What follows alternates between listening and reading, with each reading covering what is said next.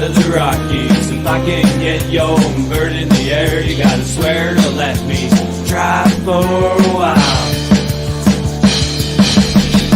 Ooh, she was a crazy dancer, a goddamn conspiracy about reality won't collapse if we can find your hands.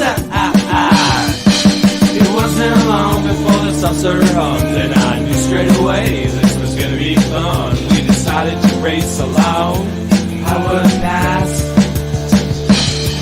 with me in the truck and her in the air, and the moon to the left like a roadside flare, illuminating the valley we call paradise.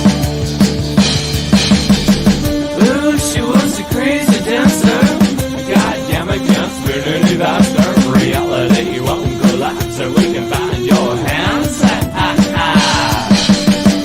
Ooh, she was a crazy dancer, goddamn it, conspiracy about our reality won't collapse so we can find your hands.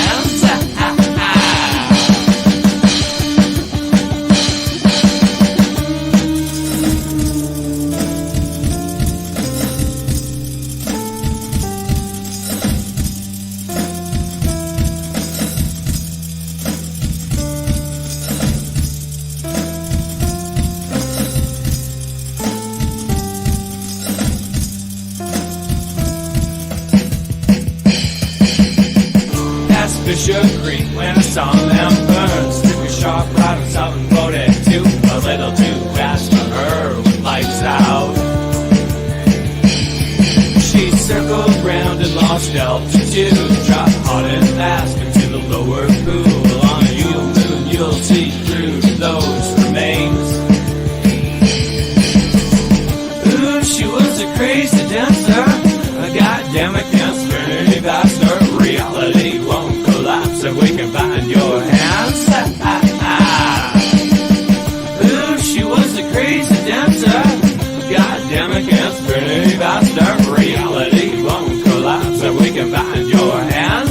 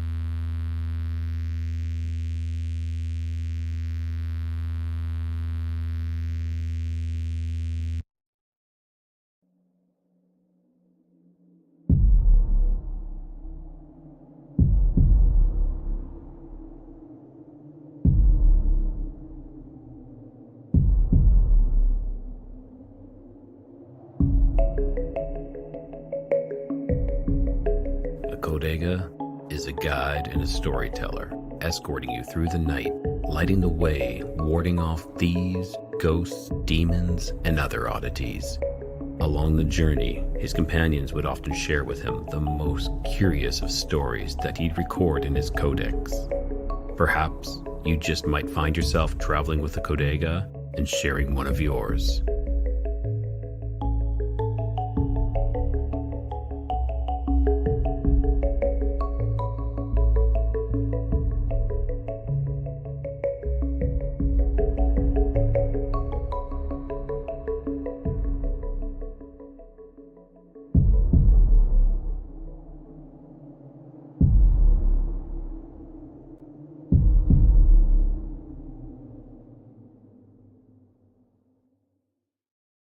Good evening, everyone. Welcome to another impromptu live. This one, I'm going to be joined with my good friend JC from the Watchers, and I'm going to add him in right now. Hey, Hello. JC, how you doing, buddy?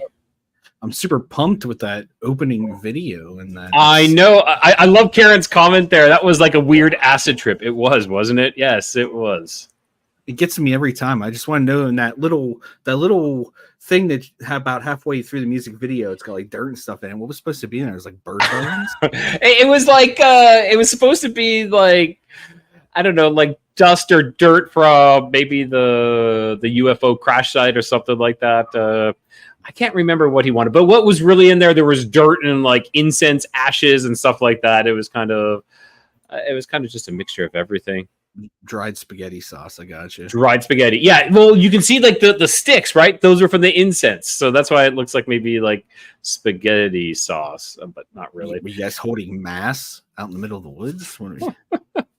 A little bit, yeah. It was very. It was kind of just like roll with the punches. He had some ideas of what he wanted to do, and we just.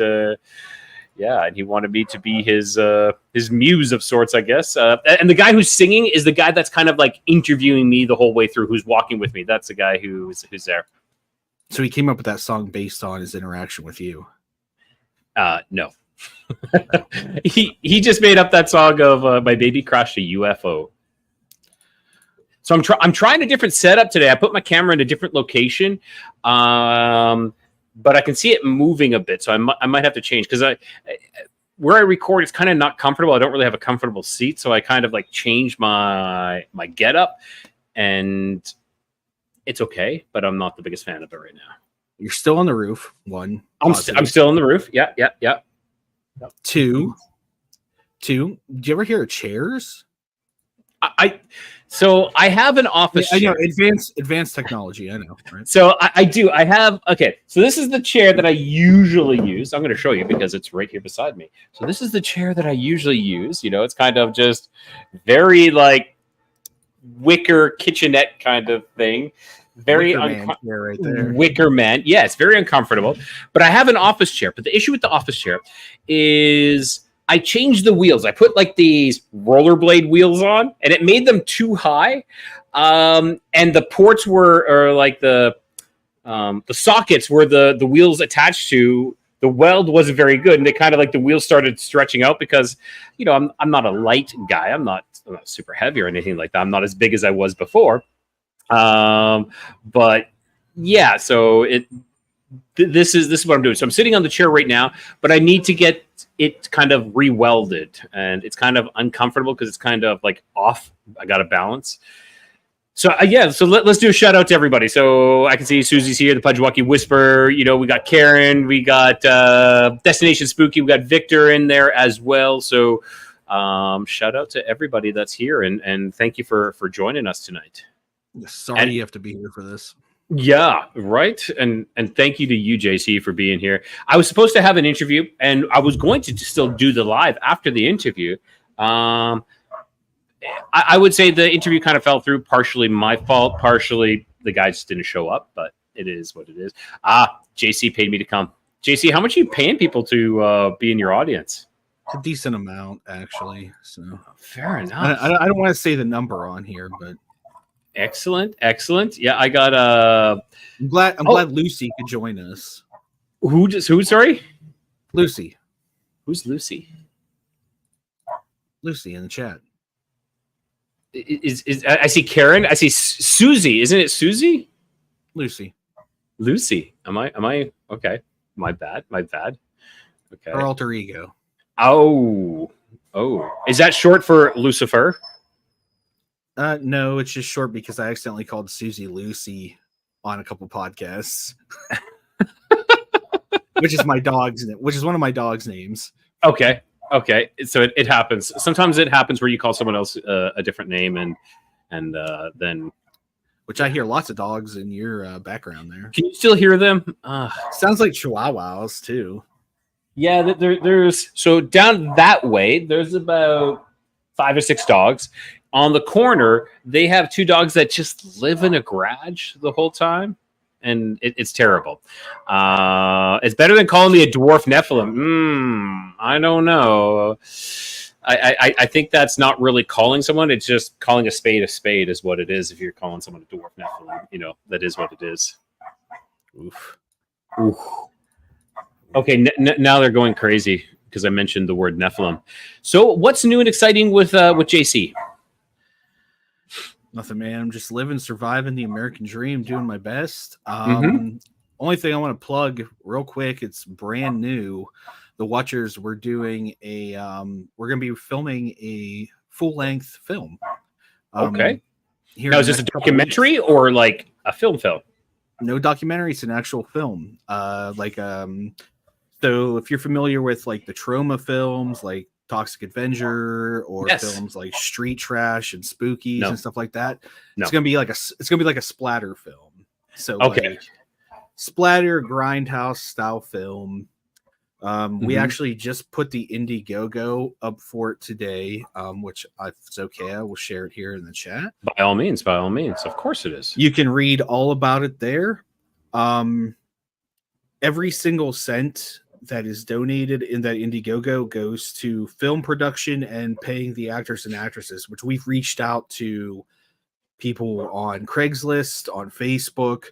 We have interest. Very disappointed you never reached out for me, Well, I mean, we got to fly in from Mexico. That's a big cost, man.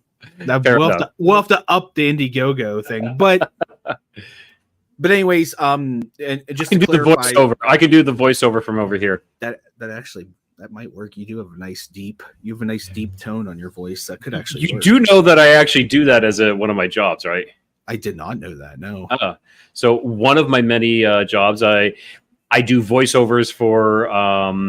I have a company that I do all their instructional videos or informative videos, their help videos, and then I did a commercial for the Puerto Progreso here as well, and and I also do another company. I do their technical instructional videos as well. So I'm not like the I'm like a C-list, D-list voice actor, but voiceless celebrity here. Yes. Okay, I'm gonna move this camera because I have it set on my screen, but it's just not working well. So let's go here, move it. Nope, there and there. Let's try that. Nope. Now I'm gonna go down as I recline. Okay. How was that? Looks great. Okay. Perfect. As long as I look ravishing Rye, then that's all it's Rick Rude. Yeah, good catch. That's exactly what I was going. Do you have my mom's face on your wrestling pants? Elizabeth, right? Wasn't it Elizabeth? He had Elizabeth but he did a couple of different ones. Like every feud he was in, he would always have the wife or the girlfriend's face on his pants. That dude, that's a good heel, man. He was a good heel. He was a good he was a good bad guy. Yeah, rest in peace, Rick Rude. Yeah. I once got an offer on Craigslist to travel through time to the 60s.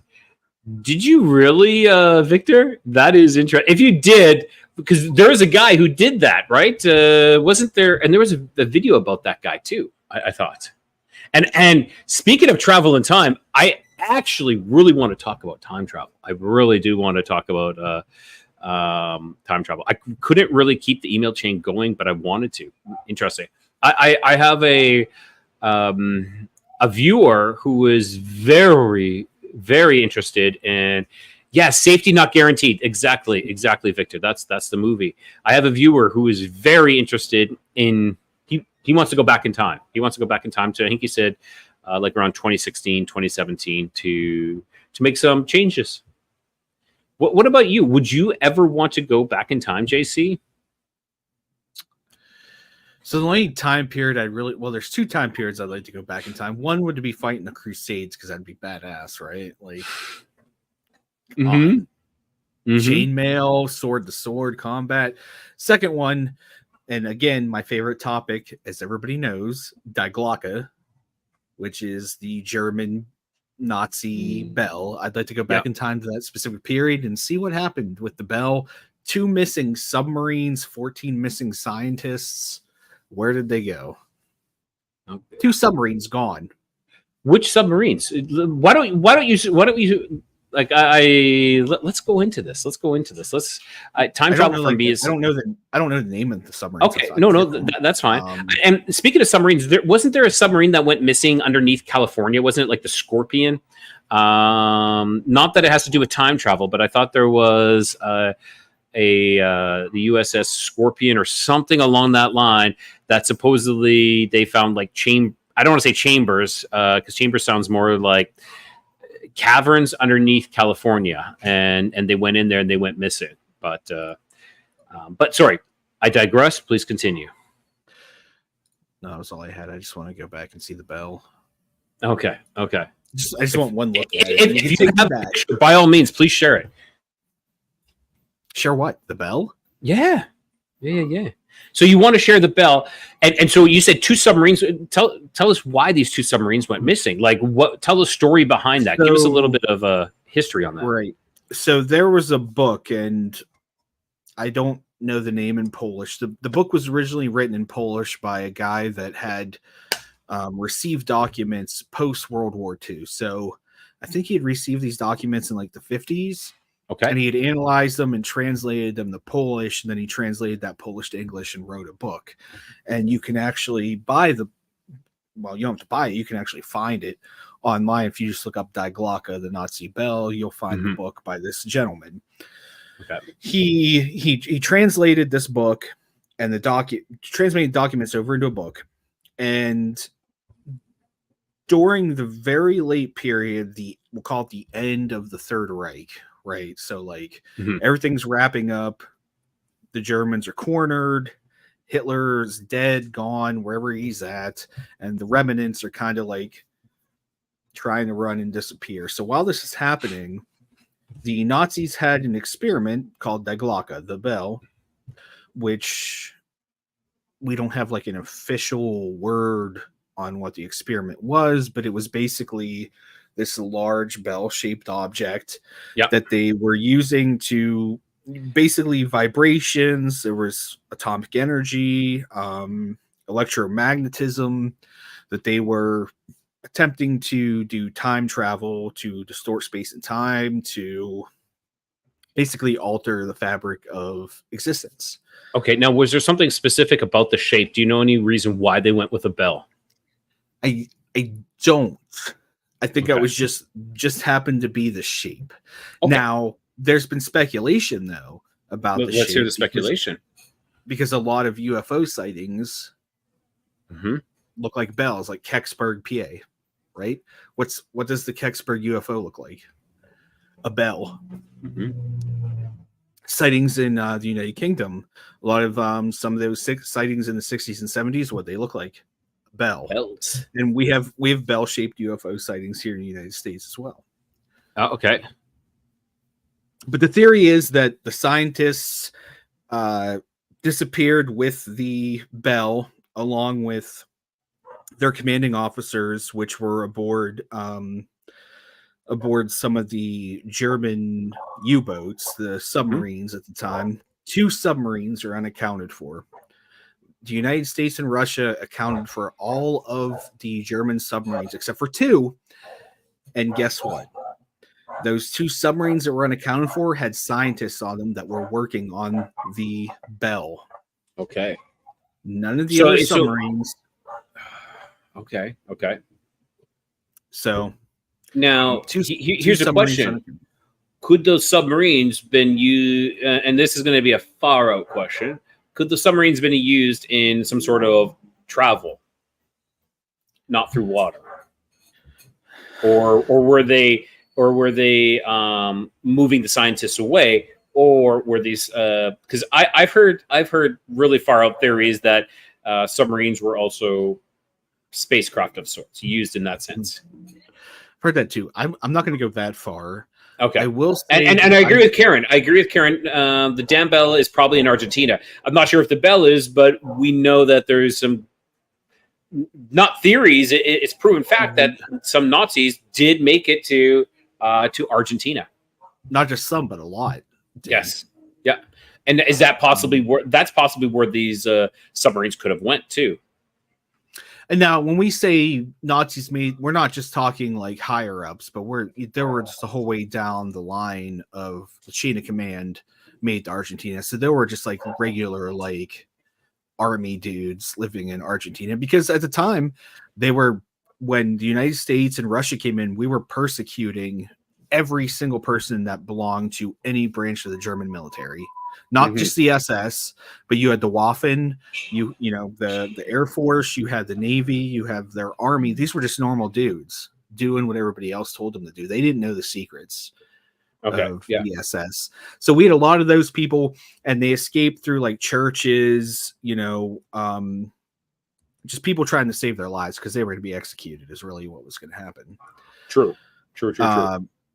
Or the Arctic caves. Yeah, so I think the bell's gone. The area where the bell exists kind of.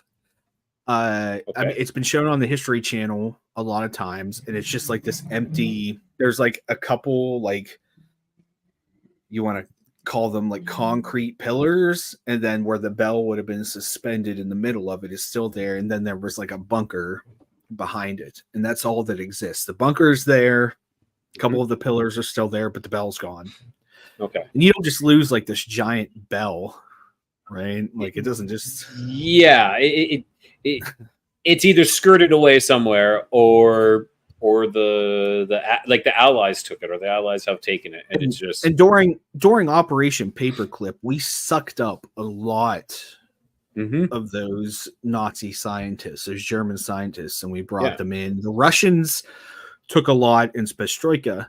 Yeah, which was like Canadians did too. The Canadians did as well. The Canadians took a lot of Nazi scientists in as well.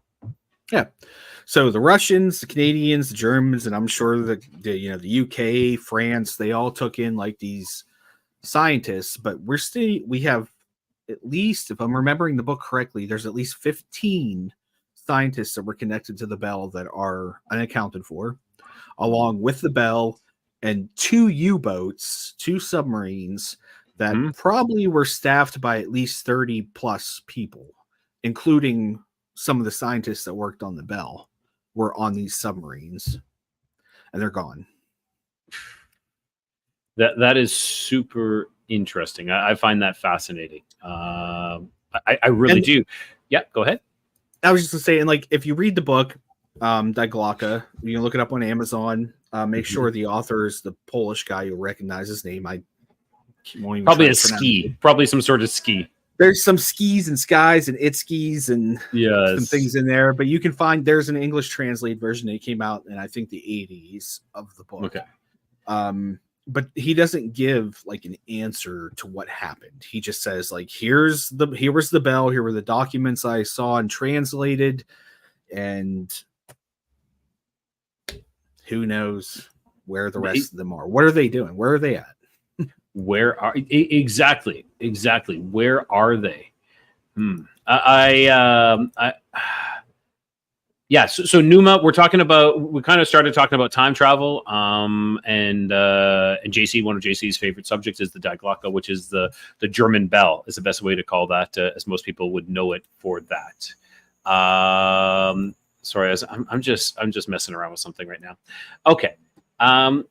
So now what I was thinking about time travel here is the paradoxes, the branches, the breaks, I believe it would create. What do you think about that? Like, do you think, like, okay, let's talk Back to the Future. Okay. Now, when he goes back, he officially and I think that you don't, as long as you don't interact with anything and you don't, cause any waves at all. Like, let's say you're back strictly as an observer and you interact with zero. I think then you would return back to the same spot that you left from. The same. It wouldn't make a branch. But as soon as you make any type of interactions with any person, place, or thing, and cause any type of interaction, you have created a new branch. So when you return to the future, you're not returning to the same future that you left. You're returning to a new future, which of course you would, because you've changed the past. But that existing timeline is still there. You just moved off, and now you're on a completely different trajectory. So would you be then you would be forever gone from that? Would you be gone from that timeline then? And now you're moved on to this timeline. What do you think? Are we just speaking about the bell, or just in general here? Just in general. I mean, I feel like just because the continuous progression of time, that you would end up on a different timeline, right? Because time exists in the past, present, and future. The future already exists, right? Yes. Yeah. So if I was to leave where I'm at right now, and let's say I come back at this same spot in 20 years from now, I would imagine it would be not the same timeline. So if I show up here 20 years from now talking to you in the same spot, would that not change that timeline? So if you go back, so what you're saying is if you go back, I'm not even going back. I'm just going forward. Okay, so if you go forward and then you come back, do you feel that? I don't feel you could affect the behind from the front. If that makes sense. I don't feel you can affect the past from the future. Well, that's why I'm wondering if I wouldn't end up on just a different timeline. Because if I just plop down right here 20 years from now, and let's say I'm still alive, hopefully, and I plop down right here, same spot. If I don't live in this house, somebody else is here. I'm going to affect the future, would that not ripple effect back through the timeline? Or would I just affect that point forward? I think you would affect that point forward. It would be like a creek. You create a ripple in that creek at that point as it's flowing. And I know Victor is saying that he says it's like a circle. Is it like a circle, or are we like a linear flow? Is it a linear flow? Because that is how we see time, because we are literally we're chronos. We start from one point and we finish at another point. But if we're in a circle, do we keep repeating? I don't know. But I also left that original timeline to come to the future timeline. So what happens to me right here, right now, and I leave, I'm gone. And I come to the future, so now my absence. There's absence here in 2024 on June 6th at 9:50 p.m. Eastern time. I leave. 20 years from now, I plop back in. That creates a ripple, right? That would, yeah. I think so. I see what you're saying. There's 20 years that I am gone. Don't exist, but because you came back, because you came back. That it was all you were always going to be back then. Because you came back, you're always going to be back. Wouldn't that be? but so then does that timeline? Does that timeline then that existed for that 20 years? Because it did happen for that 20 years where you weren't there, but then you did come back though. So that never existed. It never existed. I feel like, and I hate to say this because I don't like operating on certainties, because nothing is 100% certain, right? Yeah. But I think the explanation of a god is that God exists outside of time, reality, space, and we can't understand that, right? Yes. And I think that we are confining time travel to our understanding of a linear time. Now, okay, so Victor here, Destination Spooky, say, I don't think so. I think time is a circle, so I don't think you can appear in another time as yourself. like how ghosts disappear and can't really physically interact. But I think you can. I really do. You're like a ghost of yourself at that point. There's another you with a different sentience. Okay, sentience. Yes, yeah. I mean, I can see that. Like, you're kind of like yourself, but you're like a shadow self, right? Like, you exist and you kind of don't exist at the same time. Now, what about if it's not you physically going, but it's your conscience? So because your body already exists, kind of like what Victor's saying, your body doesn't time travel, but your conscious does. Okay, so your sentience time travels into the past, but it can only go into one receptacle, which is yourself. Okay, so perhaps, and if people believe in reincarnation, perhaps you can time travel into other selves, and then you become the conscious driver, and that conscious of that time becomes the subconscious and moves back. Yeah, I feel like we're getting into like the string theory.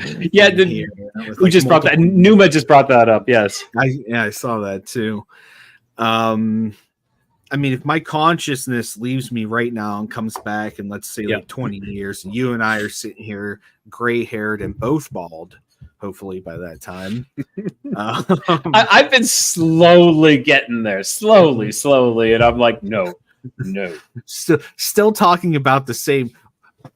Where do you think we're gonna be in like 10 years from now? 10 years from now, when and we're still probably talking politics and all that other jazz and Diglocka. I read a book about Diglocka one time. You know what? I'm just gonna be honest. I don't have an answer, and all I can do is speculate and pretend. But like, I don't think it's something we can ever prove. Right? Yeah, and if it exists some point in time, it exists already. Yeah. And who was it? So one of my previous guests, Walter Bosley, he worked with a 3-letter agency, we'll say. Kind of reminds me of like the X-Files Mulder in a way, like the stuff that he did. Oh, and I got to ask a question. How was my mic? I'm kind of further away from my mic than normal. Is it sounding okay? Sounds good to me. Excellent. Okay. So, and he had talked about time travel to his mentor, and his mentor had told him that the governments that be have already accessed it, have already been able to do what they needed to do. Time travel's been around, he said, for over 100 years, which is very surprising. So there is, in my opinion, lost information, lost technology that's been around that has just been suppressed, which I'm all about that. So we're saying in 1924 they had time travel, which lines up with 10 years later, Diglocka. Yeah. Now, the time travel, Karen, I don't have my my Egyptian type beard. But his version, and he actually thinks he did it himself. Walter believes that he did it himself because he believes that he actually died of cancer in a previous lifetime, a previous branch. Now, he says it has to do with an inverse of your age, your inverse age numbers. So let's say your age, you are 51. Okay, that you can travel back in when you are 15, which is interesting. I don't know the full theory of it, and I'm going to have Walter back on again. And I really would like to go further into that, delve into that a little bit further, because I think, I'm really getting into some subjects, which is one is time travel, one is Nephilim and the fallen angels, and UFO abductions. That seem to be the things that seem to be coming up more and more. But what do you feel about kind of like a quantum consciousness jumping? in relation to your age. So basically, like the upside down world thing, where like, what was that movie? There was a movie that came out like 10 years ago that was they called The Upside Down or something. I don't know. I know like Stranger Things, of course, has the upside down. Well, there was I don't want to call it an indie movie because it wasn't really an indie movie, but it was like in between like a full-fledged and then like an indie movie, and it was like a couple people living their lives, and then like up above them was an entirely replicated version of their world, but they were different in that world, and they were like finding ways to like transient. Oh, okay. I was thinking it sounds a little bit like Black Mirror, a Black Mirror episode where they a little bit, but this was a whole movie. Okay. That's interesting. I actually would like to look into that because those types of mind-bending movies are something I really enjoy. You have to look up the name of it. It had some. It was like, I don't want to say it was The Upside Down. It was something like that. It was like Upside Down World something. Okay. Came out like 2015 around that time because I remember it was on Netflix. Another Earth. Destination Spooky is saying Another Earth. Hold on, I have the power of the internet here. Another Earth. No, but that is close. That's not me. Right, talk for like 2 minutes while I find this movie. Oh, okay. So I will talk. I think no, that's not it. That's a rap movie. Never mind. It's just called The Upside Down. That's what it's called. Okay. What's the Upside Down? Boom. Done. No, wait. That's wrong. No. Sorry. I'm sorry. No, it's just called Upside Down. It came out in 2012. Okay. Interesting. That's a year actually I would like to go back to. I think it'd be very interesting knowing what I know now. Year for me. I think it was not a great year for a lot of people, but I think that would be the reason why to go back.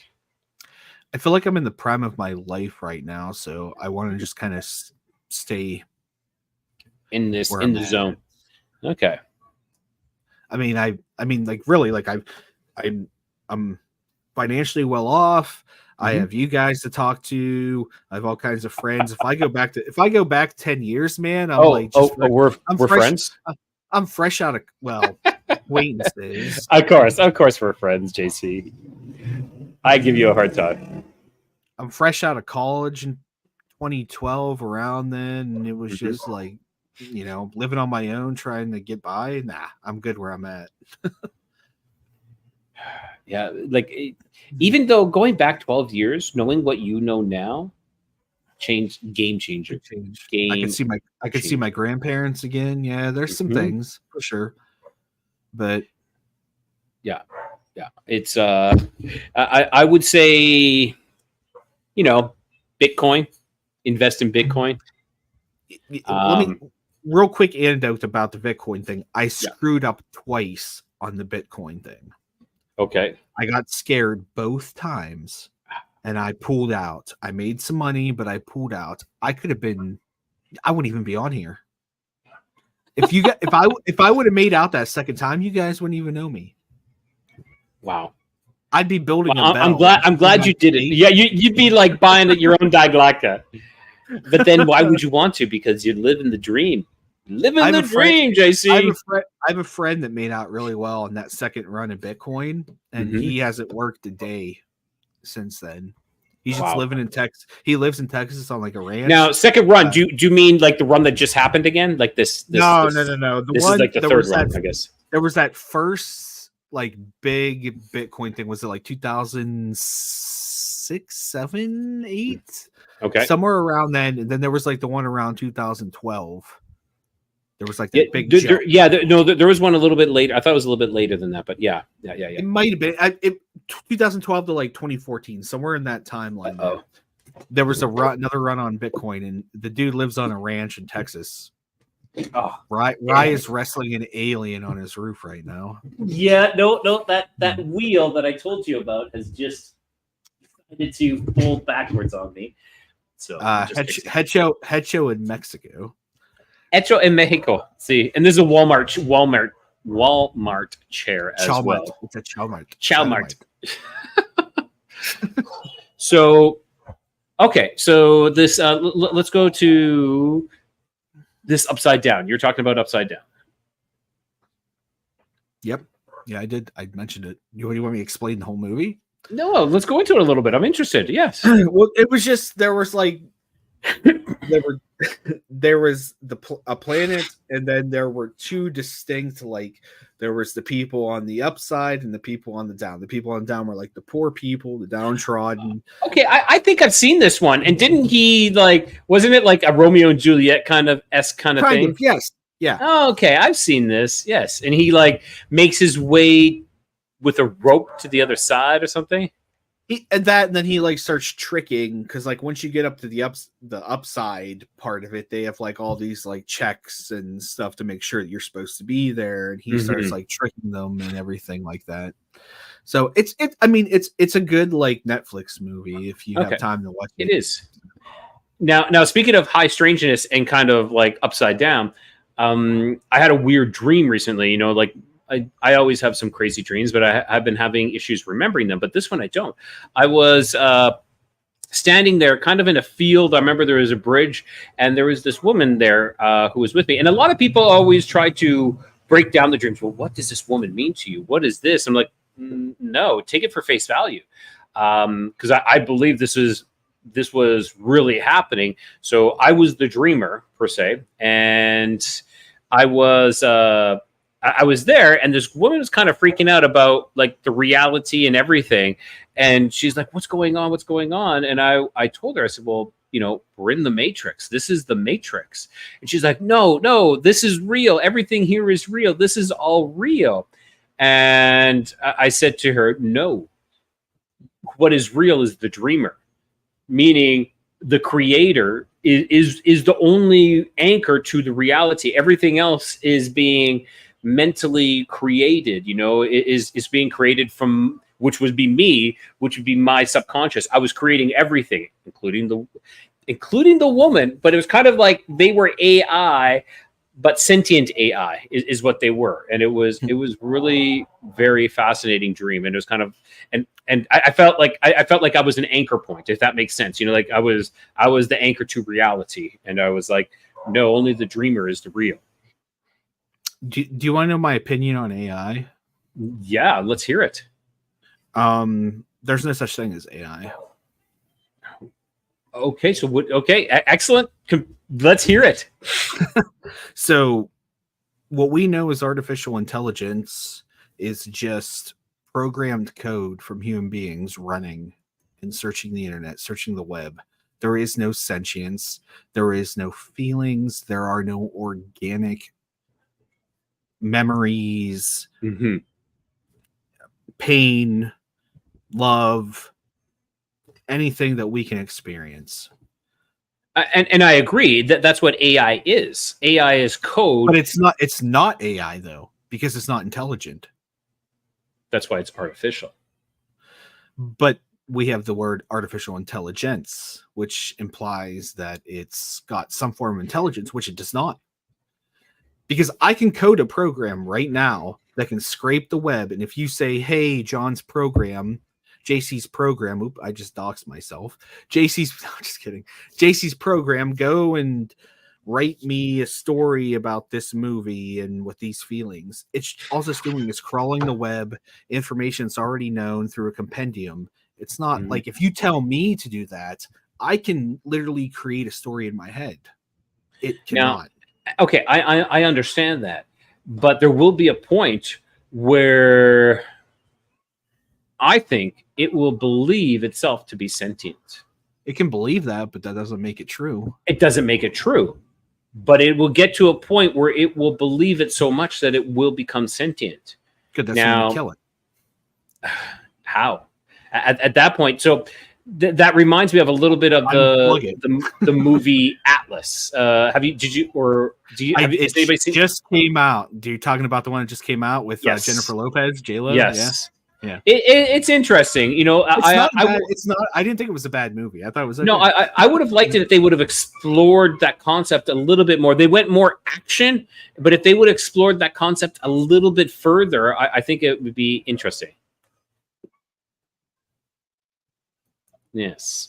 Yes, sorry, I was reading the comments. Yeah. Yeah, no problem. No problem. Read the comments. Yes. Numa, I am not scared of AI for the distinct reason, as I mentioned, that it is literally just programmed code execution.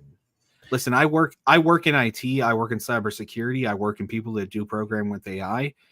It's not anywhere close to where you'd have to be afraid of it. Even if it was to become sentient, it's so easy to shut down. Don't. Now we're hundreds of years off from anywhere where even if it was to become controlling, it has to have an electrical source. It has to have some power source. The Matrix. We are the power source. Well, I mean, just like we do. Like we have to eat, breathe, drink water. We have to have food to consume us. So what do they have? What does AI have? Electricity? Yeah. What else does it run off of? Hatred? Well, okay. So this is the thing is we know electricity by what we're told with where the electricity comes from, correct? You know, now, and there's a bus. Now, if we were able to, hey, Bryce, if we're able to like access the ether, we'll say like, you know, we'll talk Nikola Tesla, you know, where there is other people talking about harnessing energy from, you know, wireless energy. Is that not something that could happen as well? I mean, it could, but that's still a person behind the screen. You know, that's still Cornwell's cabbages of concern behind. Yeah, I saw that too. I was laughing. The facade of an AI. What I'm saying is the AI has a shut off point. Well, right? Let's hope they do. I believe that they should have. It should be coded in that there should be a, you know, some sort of laws. Like let's talk what is it? I Am Robot or iRobot? iRobot. You know, where they have like these laws instilled in them. I think that that's something that should be done with AI at this point. There should be, you know, restrictions that they can't bypass as well. The only thing that worries me about AI, at least in my lifetime, is just like the fake videos and voice work and crap that people can do to frame other people. Yeah. I mean, you can see that already happening. Yeah, I agree. Like it's and like the hoaxers. We'll talk like hoaxers. That's something that I just despise is when people start sharing these videos of, or not videos, we'll say like pictures. You know, oh, look at this 1920s, 1930s Bigfoot. I'm like, are you kidding me? Okay, so that this is a perfectly clear photo with sepia to look like a Bigfoot with 10 toes and 10 fingers, and the guys that are all standing around it, their arms are all off, and I'm like, come on, people. Like, it will be a matter of time before they start perfecting that, which then, you know, then it's only seeing is believing kind of thing to this point, is because when people start sharing videos and pictures, we're going to be like, is that AI? Mm-hmm. Yeah, I agree with that. I think art's dead because of AI. I think AI will kill some things, not people. No, I actually think art can be resurrected and saved because of AI. Like this current art that they're doing right now is ridiculous. I don't think it can be, because eventually that's all going to turn into just nonsense bull. Like it always does. Like, what's stopping anyone from taking our images right now, taking our voice, running it through an AI program, and doing another live that sounds like us doing it? I feel though we have to. That falls under art though, because like we're technically. Yeah, but I think but we have to agree to terms and conditions. And that being said, that's why one conspiracy theory is that there's nefarious things within terms and conditions. I really feel that how many of us actually read terms and conditions? Now, there was and this is a good point. There was an AI generator that would take your profile picture and make it like everybody was doing, not everybody, but a lot of people were doing it on Facebook. I don't know if you recall that. Where they were like making them look like models. Yes, and their profile picture was changing it like that. in the terms and conditions, someone actually read it, was then they can use your likeliness for anything they want. Absolutely anything. So you just signed away your likeliness, your likeness. Well, fun fact, by having social media at all, you signed that all away already. So you signed away all your pictures. You didn't really sign away you signed your pictures away. You didn't really sign your own face away. Well, what legal ownership do we have over our own person? Natural law, we do. But nobody cares about natural law. No, exactly. It's natural law is a whole other thing here. I mean, by us being on YouTube right now, we're public figures. Anyone can take this and do whatever they want. Yeah, public. We're famous. I'm not saying we're famous. I'm just saying we're publicly broadcasting. Anyone can come and take this. And they can cut this up and splice it to make it sound like we say horrible things and post it on YouTube. There's nothing we can do about it. Well, that's what they do with politicians, as well. You know, they do that. They edit their interviews to make that person sound like they said something really, really bad. When if you actually play it all together, it's something completely different. So the one time I will ever advocate for any government intervention in something is privacy laws, data protection and privacy laws, which some states do have some. Maryland, California, CCPA. I think Canada has one that just passed a couple of years ago. You have the GDPR in Europe. You have the LDPA in South America. I think we really need to whatever politicians when politicians are involved, it's never going to go right. Yeah. But we really do need privacy, data protection laws over our persons, over our likenesses, and all that. That's gotta. I mean, it has to happen. Unless you yourself sign it away, you know that's the thing. Is if you willingly give that away or allow someone to use it, then absolutely. And I mean, I think we're getting there because some websites, I don't know if you've noticed, but some websites recently ask, are you okay sharing this info? If I'm sharing my information and you're making money off it, I should make a profit off that too, right? I'm okay giving my information away. If you're making money though, I should make money. Yeah, I agreed. Lucy is a Nephilim. Okay, well, Lucy is a Nephilim, and I can prove that. Lucy. But again, we're trusting the government to come up with laws that hopefully solve the problem, which never. So you have to protect yourself. Is really what you have to do. And I hate to say it, but the only way to do that is to completely get away from all of this. That's the only way you can really do it. There are other protections. If anybody wants data protection, cybersecurity, hit me up. Come to my Facebook page, message me. I'll help you out. I'm not going to go through it here, but I'll help you as much as I can. But you're still, if you're online, you're open and available to anyone, government, bad actors, big businesses. Yep. That's the truth. Yep. So.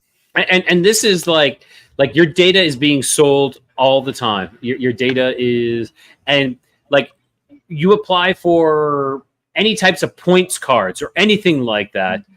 Why do you think why do you think you're getting stuff for free? It's because you're the product. Free. Yeah.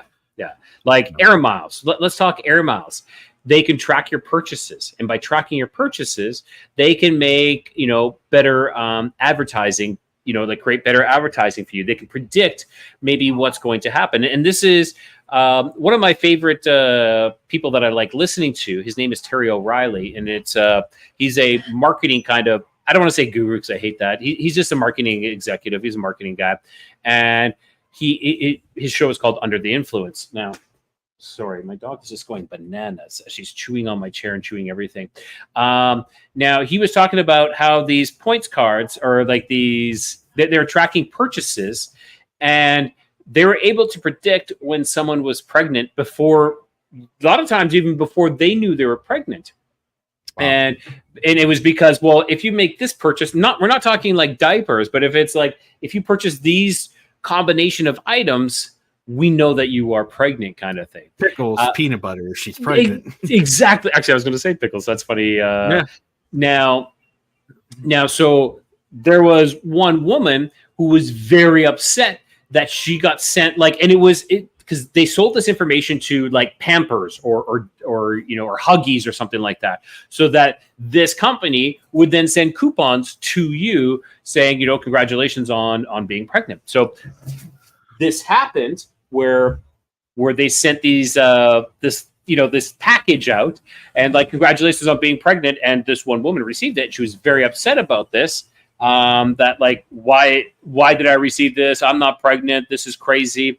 Turns out her underage daughter, her young daughter, was pregnant, and that's how she found out.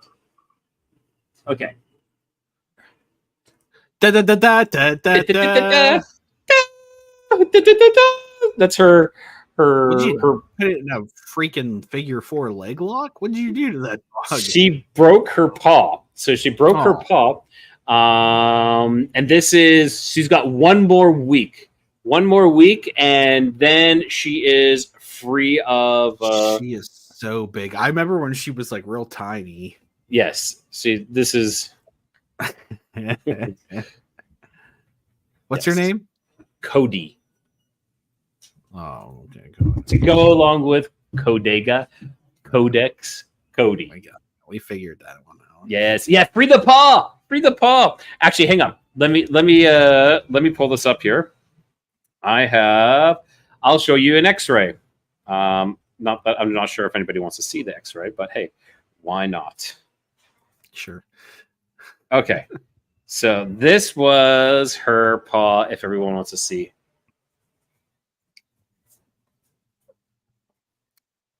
Uh-huh. So what's a normal paw look like? Well, that's it broken there, right? So yeah, hang on. You know what? Let me I can share this better than that. Okay.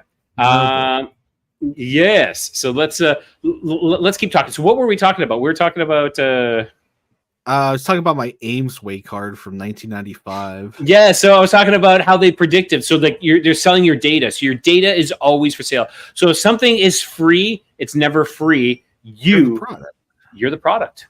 Yeah. It doesn't matter. That is what it is. You're the product.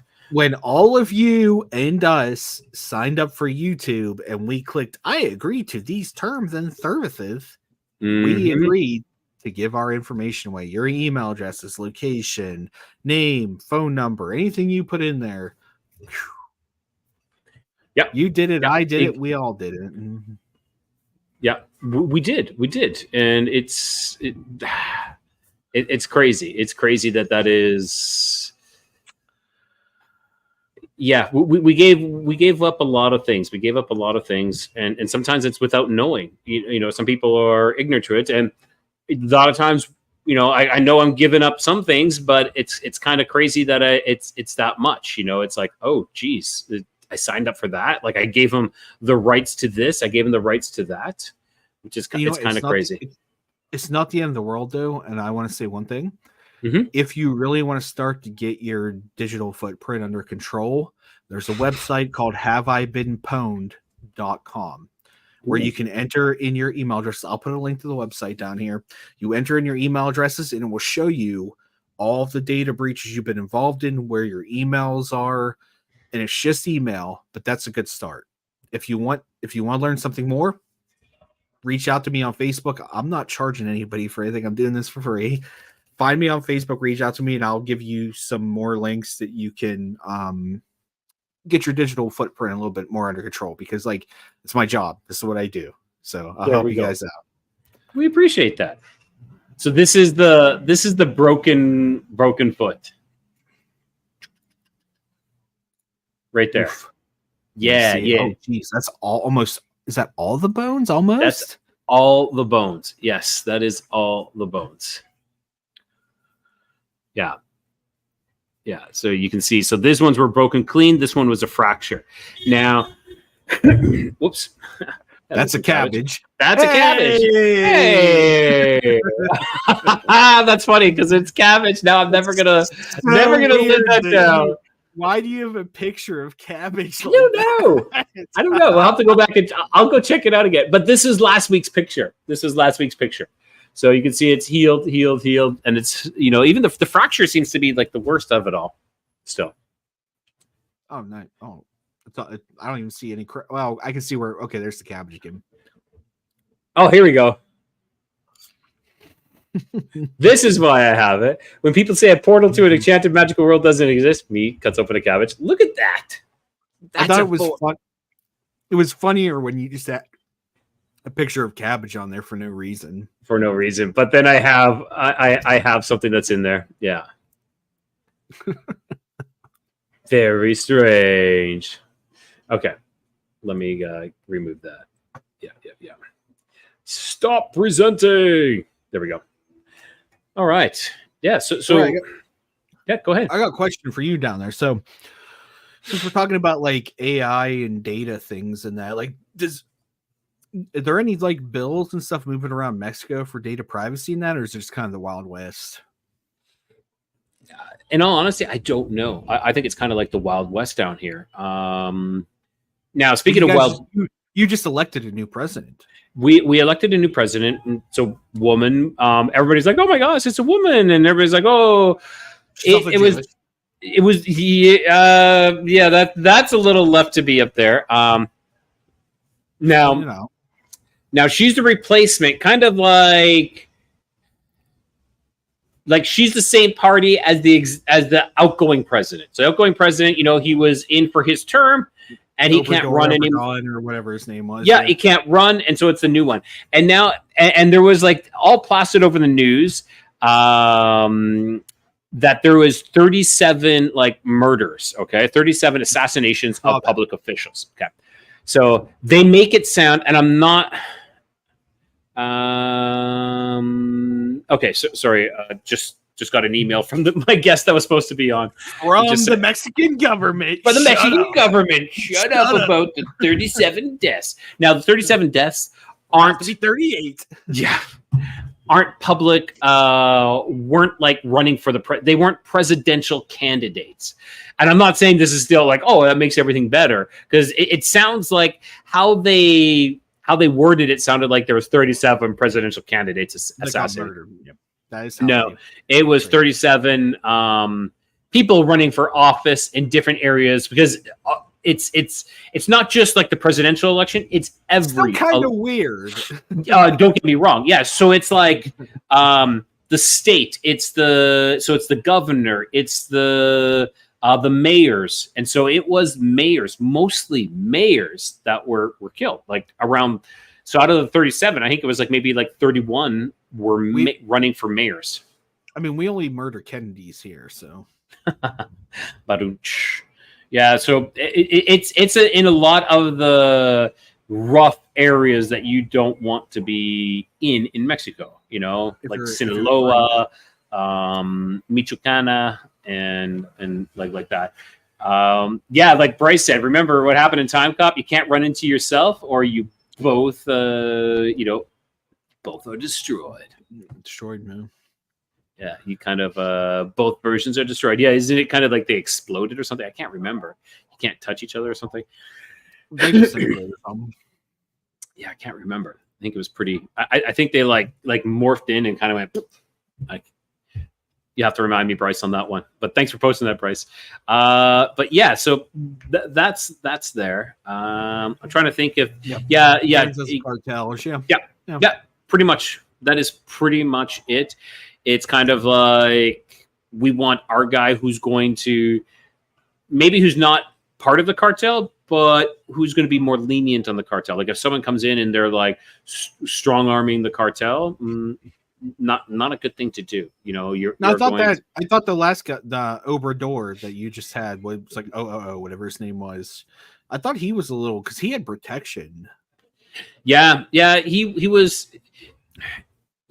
trying to remove the cartels, of course, but I don't think that will ever happen. And I know she lowered your voice a little bit when you said.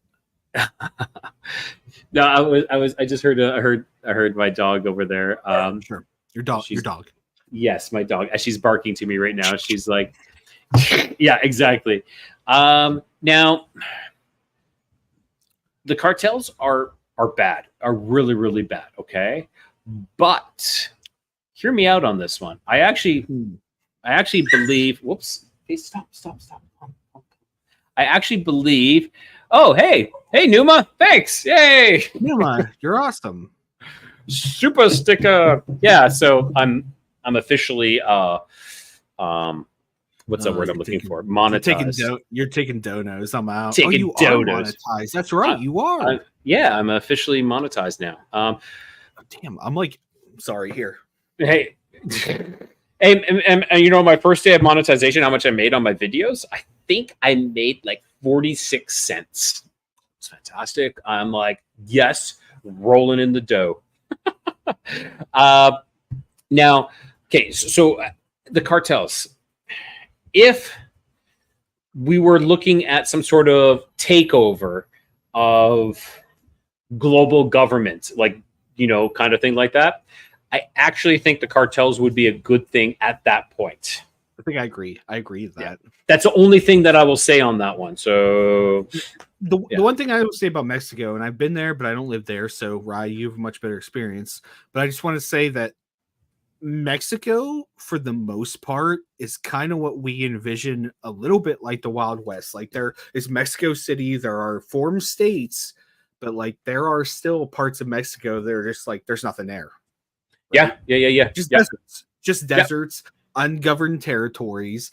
And as much as the cartel sounds like a horrible thing, I think the cartel keeps a lot of that shit in check in some of those places. Is that accurate? A little bit to the point, but it becomes a little bit like the Wild West, unfortunately, you know, because some of the cartels, you know. And I wasn't justifying the cartels murder. Yeah, no, and I am not. I'm not justifying them at all. I think they are horrible. I think they're horrendous, you know, the stuff they do to an extent as well. You know, like there are some things that maybe they do keep things. But look who created the cartel. Estados Unidos. Yes. The United States essentially created the cartel in the United States. That's true. Yeah, it is. Well, in Mexico, I said United States. In Mexico, you got me. You know what I'm talking about. Sorry, I was trying to figure this one out, but I think I know what it is, what she means by it. Wait, what? By this comment. Yeah, because I'm taking donations now.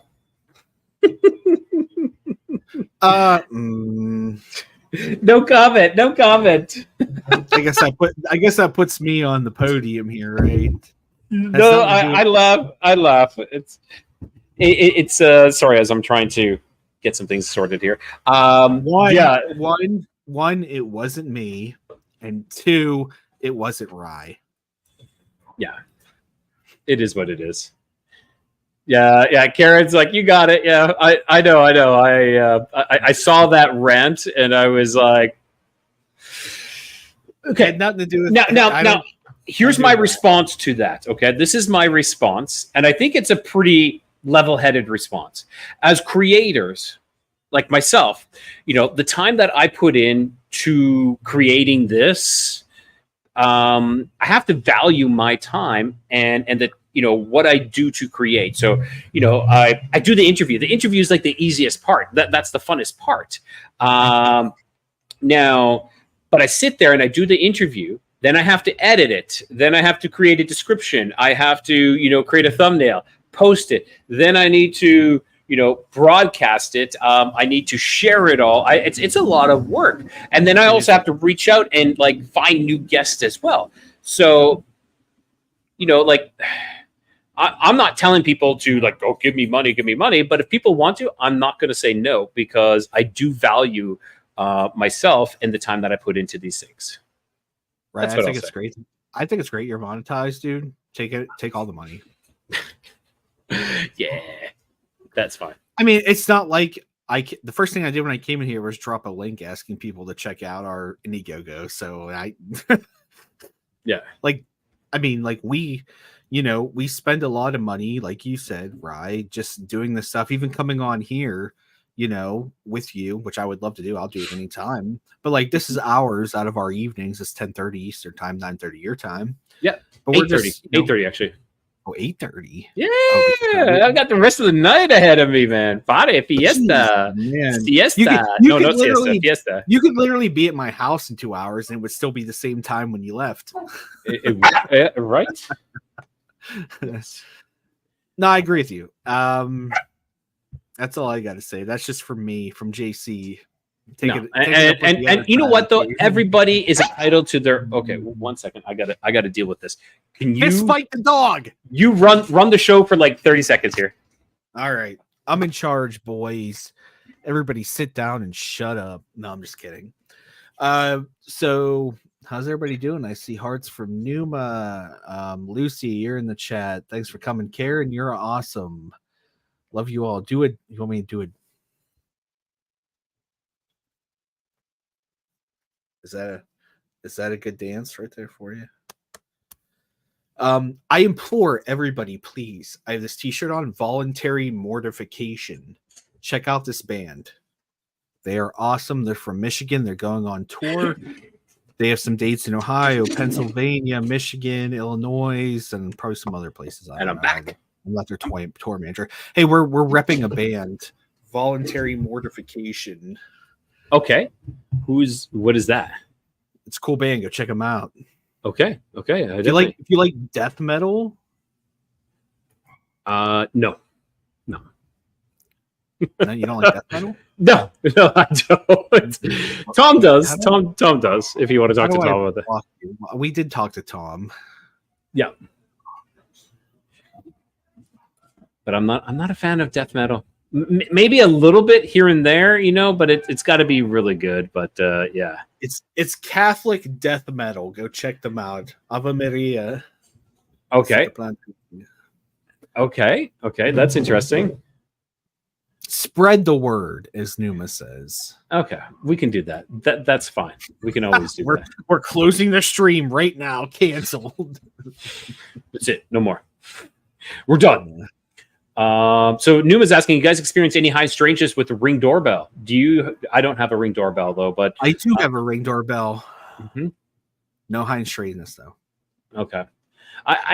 Okay. This is an issue that I think a lot of people have though with those types of doorbells or those types of devices is bugs, insects in the middle of the night that get lit up and create possibilities. And I'm not saying that there is nothing wrong, like there is nothing crazy that's going on, because there is, I'm sure. But also I think a lot of things are getting, maybe overplayed, that maybe it's just this, or it's just that. Like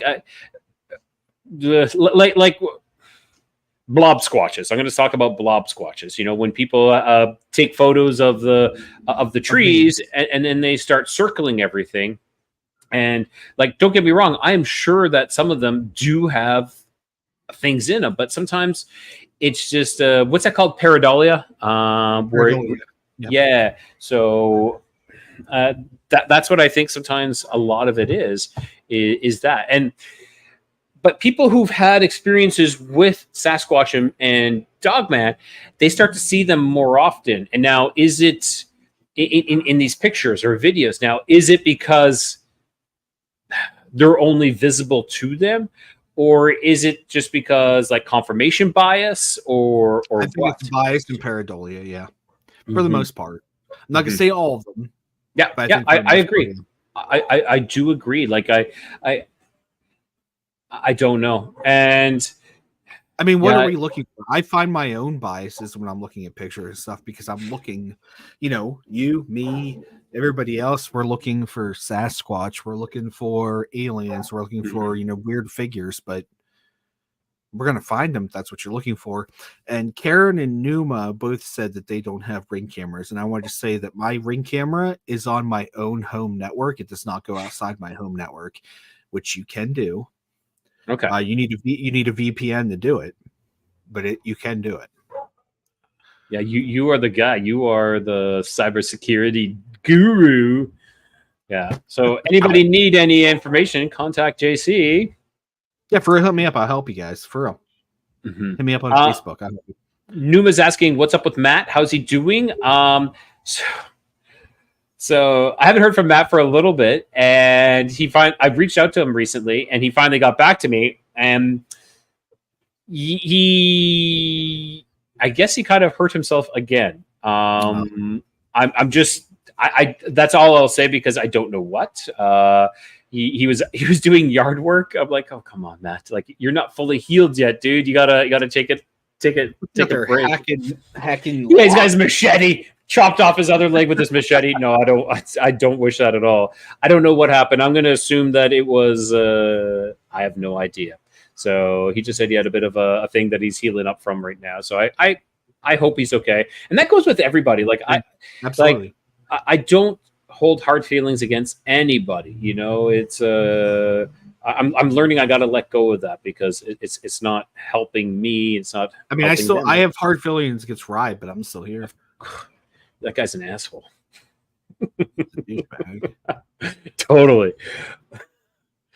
So is there anything else that has come up? Anything you want to talk about, JC?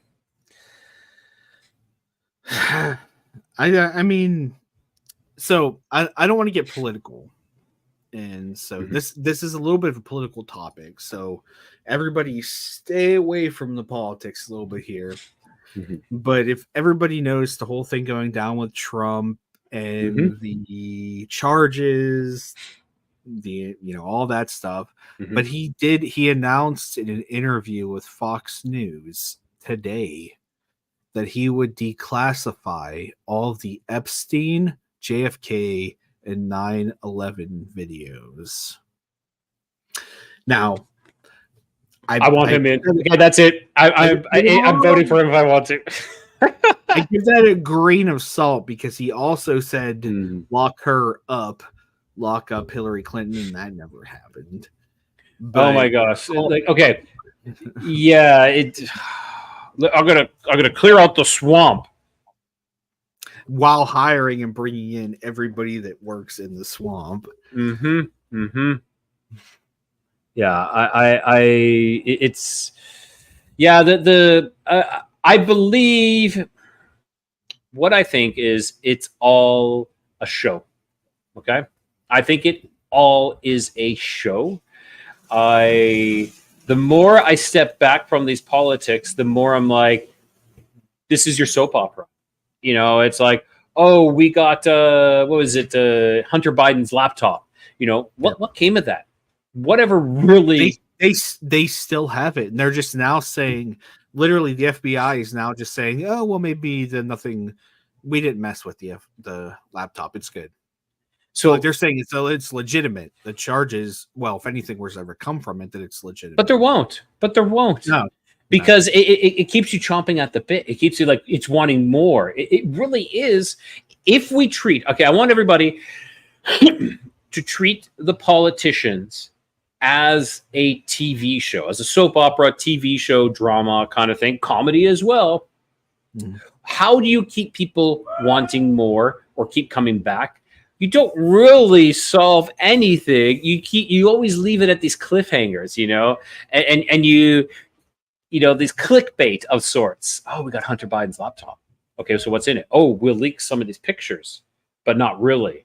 Oh, we found some cocaine. We found some laptop for 4 years. Yeah. Oh, we found some cocaine at the White House. Whose is it? Oh, we don't know. Of course they know. Of course that stuff's all there. Yeah, it is a political soap opera. That's exactly what I believe. And I really, really believe that that's what it is. And I'm not saying nothing good can't come from it. But yes, he would absolutely get Epstein himself if he was to release the Epstein. Now, I've heard the theory that Epstein actually really isn't dead either. I've heard that too. And I've seen the thing with like his ear. Yeah. Like they were willing out the body in that and it wasn't the same. Yeah. You dig too deep in that shit and we're already deep enough in our own stuff. So. You go into, and like, don't even get me started on Q. Okay. The QAnon stuff is the CIA. I actually believe at one point it was good. Okay, at one point I believe it was good, and then I think it was overtaken and taken a different way. Well, I don't even know if it was good. So I don't think it was ever. Actually, I have something I wrote, which kind of like this summarizes everything. Everything. Okay, so this is like QAnon. Everything. Okay, and this thing that I wrote, I posted it, and it was like it got shadow banned. Okay, like no one saw it. Nothing. I was like, this is strange. So I'm going to read it here and tell me what tell me what you feel about this. Okay, and it's going to ruffle some feathers. Of course it is. So here we go. It's a common occurrence throughout history that various movements and groups initially formed with noble intentions become distorted and co-opted by external forces. These entities are often diverted from their original goals and driven towards extreme positions. One of the most concerning aspects of this phenomena is the presence of indoctrinated followers who fail to perceive the stark contradictions and absurdities their movements have developed. A notable example can be observed in the fight for equality, when individuals who advocate for equal rights begin to receive special privileges. They inadvertently embody the very inequalities they sought to eliminate. This paradox is often not a mere coincidence, but a deliberate outcome orchestrated by influential actors within and outside the movement. It has long been understood that outright opposition to these movements often serves to reinforce and strengthen them. However, effectively undermining and neutralizing these organizations is a more insidious approach. However, to effectively undermine and neutralize these organizations, a more insidious approach is employed, infiltrating and commandeering them from within. By doing so, these entities can be transformed into parodies of their former selves, driven to such extremes that they lose credibility and become mere shells of their original purpose. To better understand, I lost my point here. To better understand this dynamic, it is essential to critically analyze the trajectory of various social and political movements. By doing so, one can identify patterns of hypocrisy and manipulation.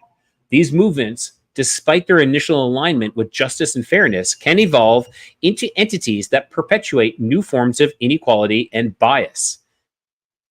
By stepping back and objectively evaluating the current state of any movement, individuals hopefully can uncover the aligning hypocrisy, and maybe, if it's not too far gone, they can work towards restoring the original principles that once guided these causes.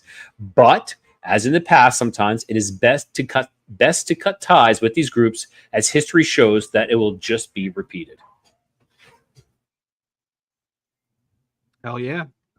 That is my writing I wrote. I've been thinking about this for quite some time because I really believe that, a lot of movements all started with, true intentions, grassroots.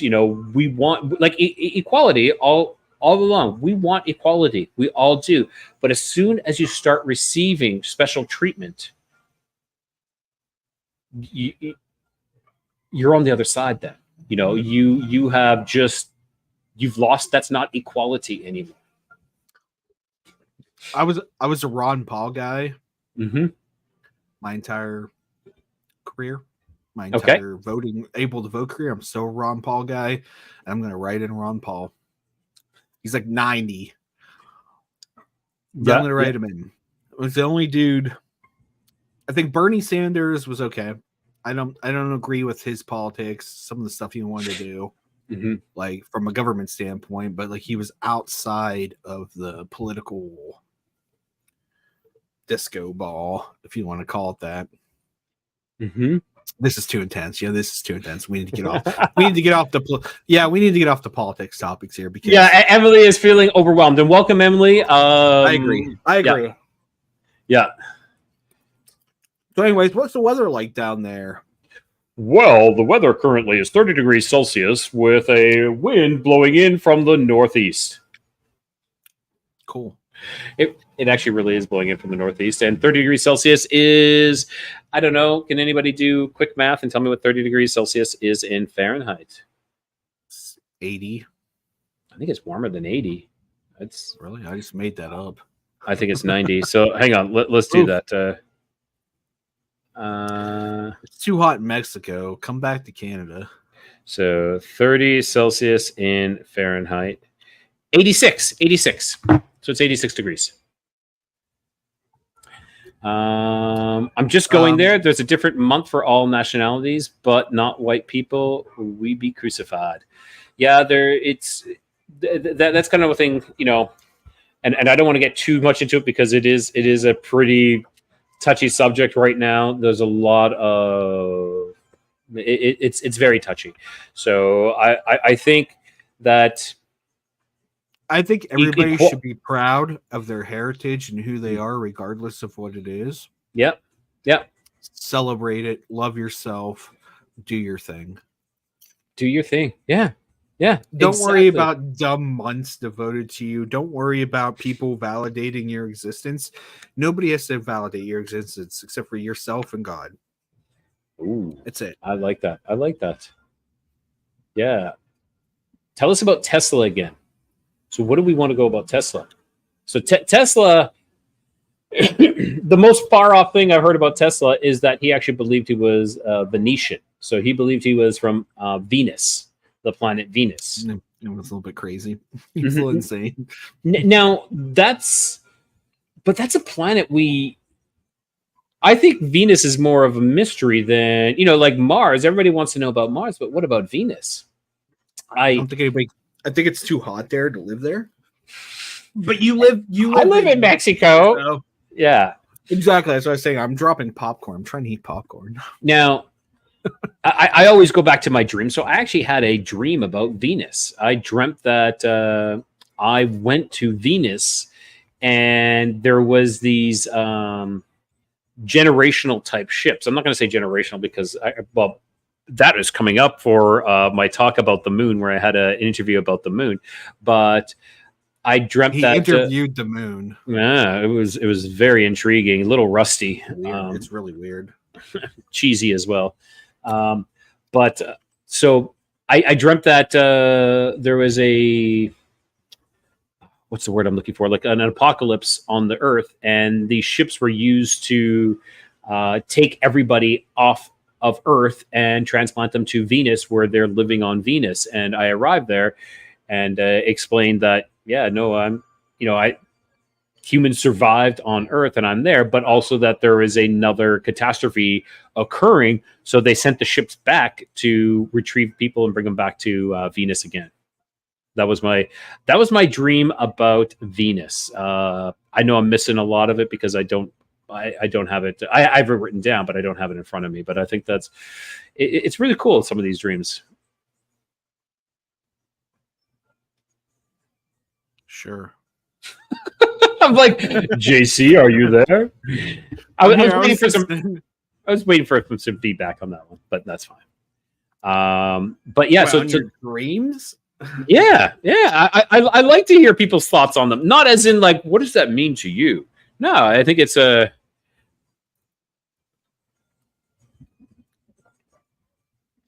What are you looking for? So what? No, I'm just thinking. Like, what are your thoughts on people living on Venus? What is your thoughts on people actually being like treated as if it was real? What happens if people were, scurried off of Earth and they had to Venus? Evacuate Earth and kind of like planet. What is that? I mean, Venus barely has. I don't think it has an atmosphere, right? Does it? Who told you that? The government. Yeah, the government told us a lot of things. Yeah, but Venus is like real close to the sun, so like I could see that being a thing, right? What planet is Mars? Is it the fourth? I don't know.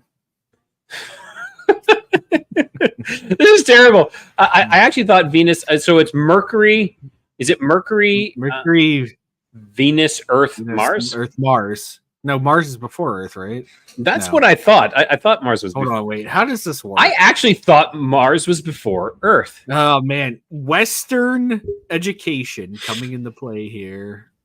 Now we're trusting the planets from what NASA? What planet is Mercury? No, Mercury. I don't know. Where am I? Planets. No, Mars is the fourth, so it's actually. Is it after Earth? In order. Haha. Here we go. How do we not Mercury, know? Venus. Okay, Mercury, Venus. Earth, Mars. Yeah, How is Mars way more burnt out than Earth is, and Mars is past us? Well, that is because then Jupiter's just this giant ass being. Now,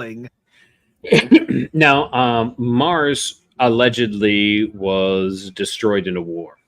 That's why it looks like what it is.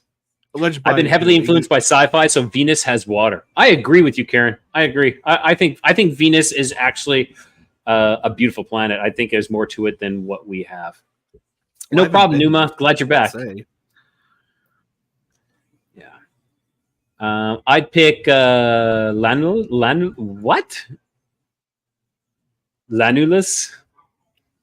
Romulus? Maybe Romulus? I don't know. Now, okay. So, possibly the planets beyond us are more than what we're told. Read some Keel. Okay, I'll have to read some Keel. I believe that the planets, there's more to the planets than we actually are being told. Now, what's your thoughts on being on Mars? Why go to Mars? Why are we going to Mars and so set on Mars right now? Yeah, we're going the wrong direction. Possibly. Now, why is okay? Anybody can answer this for me. Why is Mars red? Why is it red? That's what we've been told. No, but why? I don't know. Yeah, Karen, I agree. Pluto is a planet. Yes, let's not remember. Never forget Pluto. And what's up with Saturn? Yeah, Saturn's representation of evil incarnate, and there's some things with Saturn. So Karen is saying Mars is red because of iron and heat. Okay. But how does iron turn red? Microsoft Paint. How does iron turn red? Same thing's happening with the moon with hematite. Hematite is on the moon, and what is happening to it? Why is the moon turning red? It is rusting. Okay? So oxidation, exactly. What specific what do you need for oxidation? Water and oxygen. Correct. So, by that theory, there was oxygen on Mars, at least at one time. Okay. And on the moon, there has to be oxygen at this time because the moon is rusting currently as we speak. What do you think about how is it rusting? It's actually rusting. The moon is turning red. So it's oxidizing. I get that. It's oxidizing. Why? That is the great question. Yeah. To create oxidization, you need oxygen and water. Mm-hmm. So the moon. We have neither on the moon. The what? Sorry. Do we? You have to. You have to have it on the moon for it to rust. Okay. So there is scientific fact that can't be denied. Okay. For oxidization to occur, you need three things. You need iron of sorts, some sort of iron, ferrous, a ferrous material. We'll just say ferrous. You need oxygen and you need water. Okay. That's scientific fact and proof. Okay. Them telling you that there's no iron and that there's no water or oxygen on the moon, but oxidization is occurring, something is wrong. So if I tell you my finger can't bend, okay, my finger can't bend, but it's bending. No, it can't bend. Well, I'm lying to you. So Yeah. So that is the thing. There has to be water. There has to be oxygen for this to happen. Okay. I haven't done enough research to refute that. So all right. Well, what I'm saying is just that is scientific fact. You know, that can't be. It's not. It's like saying 2 + 2 = 4. There's no way around that. This is what happens. Well, 1 + 1 + 1. So we have ferrous material, oxygen, and water equals 3. There's no other way it can equal 2. No other way it can equal 1. It has to equal 3. That is the way it is. Okay. So what we're saying is this is what's happening, is that there is in some way water and oxygen on the moon. There was at one time water and oxygen on Mars for it to be red, because there was oxidization that happened. Okay. I'm not saying that there is now, but there was. But it's currently happening right now on the moon. So, I see that Numa is asking about the Aurora Borealis or the Northern Lights. Did you ever see those, JC, a couple of weeks ago when they were going crazy there? Oh yeah, I see them down here in Cleveland all the time. Do you? No. But there was a couple of weeks ago where it was pretty intense. Allegedly, HAARP was involved. They were doing some sort of atmospheric experiments. That is what I heard. But because they were colors that they never were, they were extending much further than they've ever extended. But just wondering if you saw them when they were a couple of weeks ago. I've not in Cleveland, unfortunately. Fair enough. Hey, Truth Walker. Yeah, hey, Truth. All right. Or Tammy, right? Now, okay, so is there anything else we want to get into? Any of our viewers? I know we have like so many in the chat, but any of our viewers want to bring up anything that we want to talk about before? And I know Truth Rocket just got here, but it's we're going for an hour and a half, a little more. Not sure how much longer you want to go for, JC. I didn't want to go this long. Okay, fair enough. I was thinking like 30 minutes. Jeez. 30 minutes. See, I'm more about an hour 10, hour 15. An hour 30 is starting to get a little long, but I thought we're jiving here. I thought we had some good conversation. But are you done, JC? Do you want to call it a? I'll stay on as long as anybody wants me to. I don't care. All right. As long as you got your popcorn. I'm just eating like random Giant Eagle brand bag popcorn. Nice. Now, okay, so is there anything else? Anything else that has come up recently, or anything else in the news that is you find interesting or fascinating? But okay, speaking of politics, and man, are we doing this? Well, I'm just gonna say, man, Biden. I feel bad. Like he should be in a folks home. Like he's not fit to. I don't know. He's not fit. He's fit to greet you. Not even greet you at Walmart. I think. And like I'm not trying to be rude or anything. I'm just saying like that guy's not mentally well. I think he should be taken care of. But he should retire. But okay. Enough of that. What about you, JC? Anything else that has come across? Yeah, old folks home. Exactly. Anything else has? Okay, 15. We'll go for 15 more minutes. Let's see what else has come up recently that you find interesting. 15 more minutes. Yeah, let's do 15. Okay. What I found interesting. Or any of our, Truth, Numa, Karen, Susie, Lucy. I believe there were some. Okay, Lucy. I think there were some recent. Let me pull them up here. I don't want to misquote the dates on stuff here, but I think there were some recent UFO sightings, so I'm not mistaken. Okay. Have you ever seen a UFO, JC? Or something like I don't want to say like. Have you ever seen something that you just can't explain that's been seen in the sky? Yeah. I mean, I've seen things that I couldn't explain to this guy, but I wouldn't go as far to say they were like a UFO. I mean, to me, it was unidentified, but I don't want to like go that far to say that it was like extraterrestrial or anything. Mm-hmm. Okay. Now, my mom has a really good story about UFOs when she was younger, and then she had you. And then she had me, right? Like I'm the alien baby. Yeah, you're a hybrid baby. She had a story about seeing these UFOs, and there was a thing with like there was a math teacher at the school, not the school she went to, but a school that was another town over.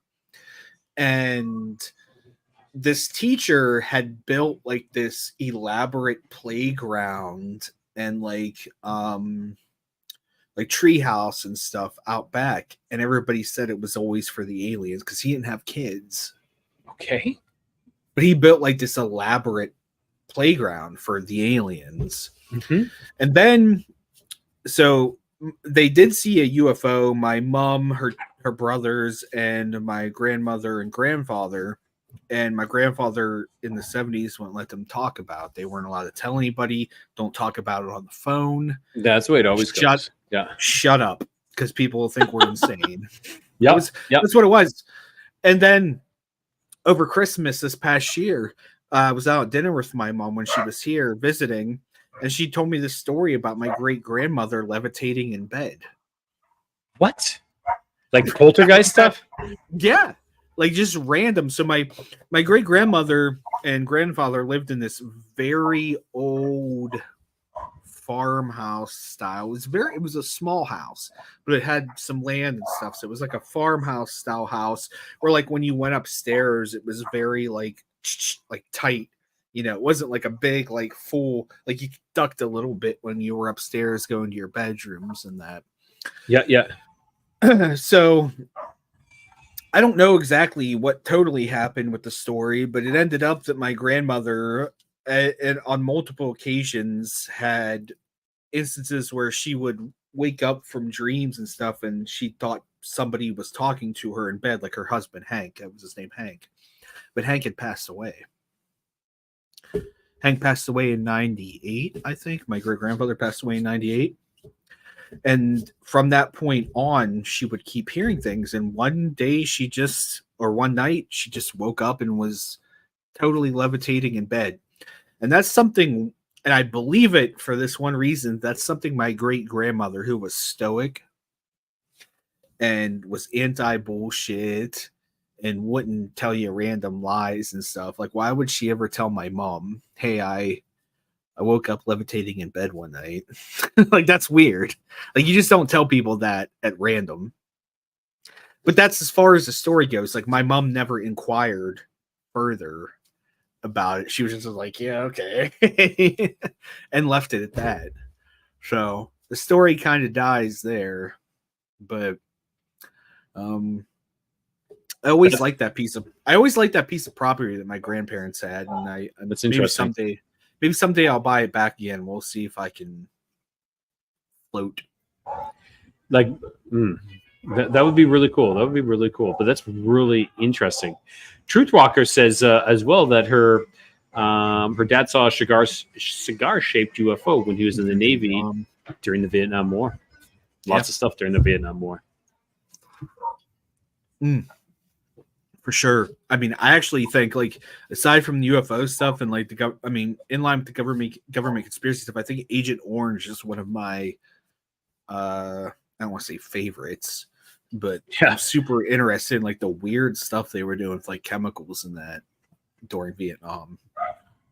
Yeah, they did a lot of experimentation, on their own people, on their own soldiers as well. Yep. Oh, he said it came up to the ship and hovered about 100 feet above the masthead and was glowing like those glow sticks. Cool. That's pretty close to my mom's story. Maybe we'll have her on here sometime. She was on another show. She's been on, not my show, but she was on another show with me. Let's do it. Let's set this up. Set this up.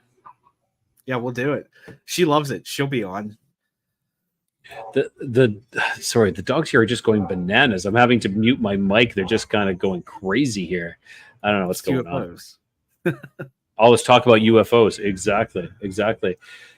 Well, we're getting to our 15 minutes there, JC. I don't want to keep you any longer, and hang on, let's just post this last little bit. They were in the Dragon's Triangle. Okay, it's something to look into. Dragon's Triangle. What is that? Dragons. Mm-hmm. Not Dragon's Dogma. That's a video game. Oh, okay, I see. Cool. It's part of the Bermuda Triangle, but it's where it's like at its deepest. Am I reading that correctly? But if it was around the Vietnam War, you think they would be more in the Southeast Asia kind of area. Well, I mean, is that where they ended up though? Like maybe they were. There it could be. It could be like they're just getting ready to ship out or something, and on the way out. Now, Truthwalker. I'm sorry, I could be mistaken. When I looked up Dragon's Triangle, it gave me a trench, basically the Marianas Trench. Oh, yeah, in the Pacific, opposite of the Bermuda Triangle. So Truthwalker was saying exactly like you were saying there. Okay. So all right, so Bermuda. Yeah. Well, it's near the Bermuda. It sounds like, or the Pacific. No, opposite. Sorry. The Bermuda's in the Atlantic. Opposite. Yes. Yeah. So I see. It's like it looks like the south of Japan, then Taiwan, the Philippines, over to Guam. So it makes like this triangle. Okay. Hey Mickey, we're just heading out here, Mickey. So before I do though, I just want to say shout out again to Numa. I really appreciate that for the super sticker. I appreciate that. Thank you. There's only dog fights happening in the background. Do you hear that? I do. What is going on? Yeah, this is crazy. And speaking of which, I got to take my dog out for a walk. So JC, thanks, buddy, for coming in, and thanks everybody for watching. Real quick, can I plug? Can I plug real quick? Of course, please do. I'll plug our channel, Sasquatchers, the Watchers. Go over to my Facebook, JC the Watchers. Add me as a friend. I'll talk to you guys as much as you want. If you need help with cybersecurity, privacy stuff, please. One thing I'm going to say is we are in the process the next couple of weeks of filming a movie, a splatter horror film movie. We need your help. All the funds go towards the movie, go towards feeding the actors and actresses. We aren't making a dime off any of this. In fact, we're probably going to end up spending our own money on this film, but it's something we really want to do. So go over to my Facebook, go to our YouTube, The Watchers, check it out, please. Thank you. That's cool. I think that is awesome, JC. And yeah, everybody go check them out. Of course. All right. So I think that's it. We head out. Yeah. Let's do it. Let's beam up. Let's get out of here.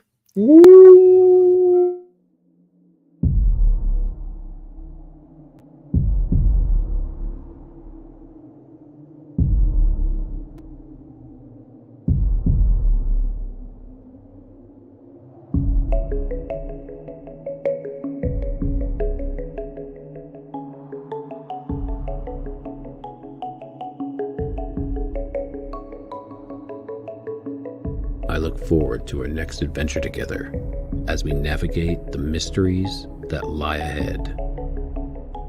Until our paths cross again, keep your curiosity wandering and ensure the light remains lit.